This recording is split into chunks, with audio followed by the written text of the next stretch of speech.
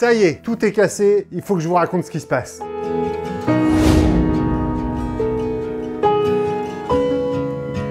Salut YouTube, j'espère que vous allez bien. Bon, il y a des trucs de cassés, c'est un peu la galère, faut que je vous raconte ce qu'il se passe.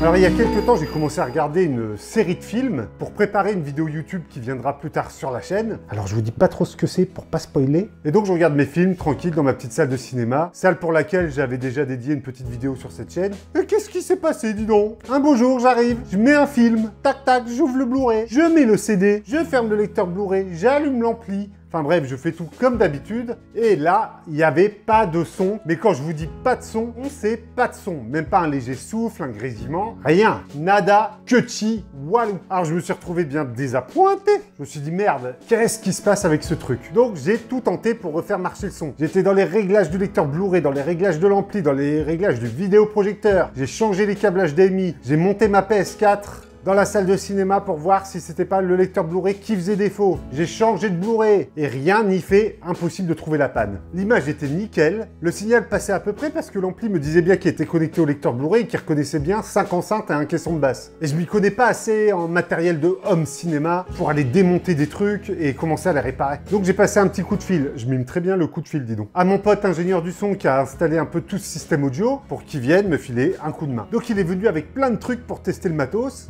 Première chose, le problème ne venait ni du vidéoprojecteur ni du lecteur Blu-ray. Ça, c'est clair et net, et ni des câbles HDMI. Le problème venait forcément de l'ampli. Mais chose bizarre, c'est que l'ampli, quand on passait le son en direct, et pas en numérique, en analogique si vous préférez, il y avait du son qui sortait des enceintes. Si on met un casque sur l'ampli, on a du son. J'y comprenais trop rien. Donc on a démonté l'ampli avec des petits tournevis, tac tac tac, tac tac tac, tac tac tac. Et à l'œil nu, il apparaissait aucun défaut dans l'électronique. Alors l'intérieur d'un ampli, pour faire simple, j'y connais rien, mais à l'œil nu, ça ressemble un peu au PCB des bornes d'arcade. Moi je sais très bien à quoi ça ressemble une PCB de borne d'arcade, et ça je serais à peu près magouillé, mais un ampli c'est mort. Donc vous avez plusieurs circuits imprimés, des soudures, des puces, et en démontant, mon pote m'a tout de suite dit, bah en fait c'est cette petite puce là, DTS, qui fait l'entrée numérique, qui ne fonctionne plus. En gros, l'ampli ne recevait plus le signal HDMI. Il voulait plus distribuer aux enceintes le signal numérique. Alors c'est très caricaturé, mais je vous l'explique un peu comment moi je l'ai compris. Si ça tombe, j'ai tout faux dans ce que je vous raconte. Donc on a essayé de chauffer la puce. Non, ça n'a pas fonctionné.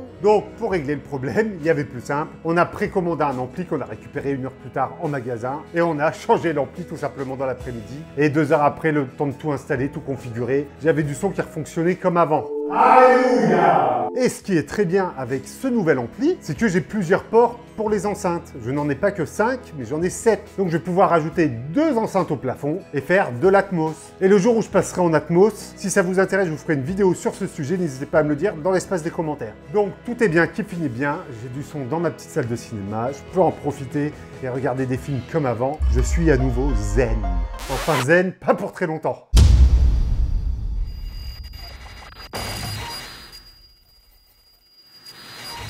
Cette petite caméra avec laquelle je tourne mes vidéos YouTube, elle est alimentée par ce qu'on appelle des batteries Velox. Une batterie Velox, c'est quoi? C'est une grosse batterie noire comme ça, de bâtard, que vous mettez sur un plate qui peut alimenter plusieurs appareils en même temps. Un moniteur, comme j'ai là au-dessus, une caméra, un follow focus, enfin bref, ça peut alimenter plusieurs trucs. Eh, va-t-il pas, mon Dieu, que mes 2 batteries Velox, elles m'ont à peu près lâché, en même temps.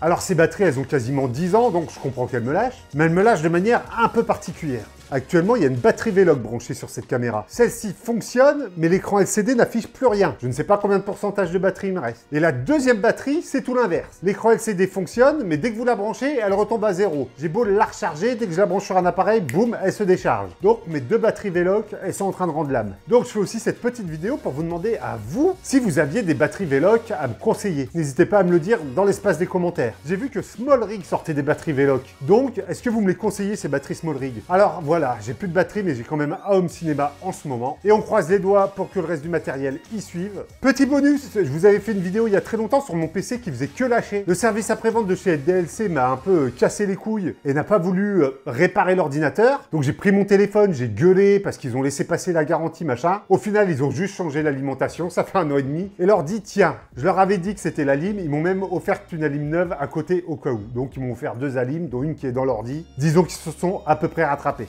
Voilà, c'était le petit update sur la vieille vidéo sur mon PC qui avait lâché. Voilà, c'était une vidéo un peu courte, mais il fallait que je vous parle de ça, surtout pour avoir vos retours sur les batteries V-Lock, parce que j'ai l'impression que toutes les batteries vont sur toutes les caméras quasiment, alors que c'est totalement faux.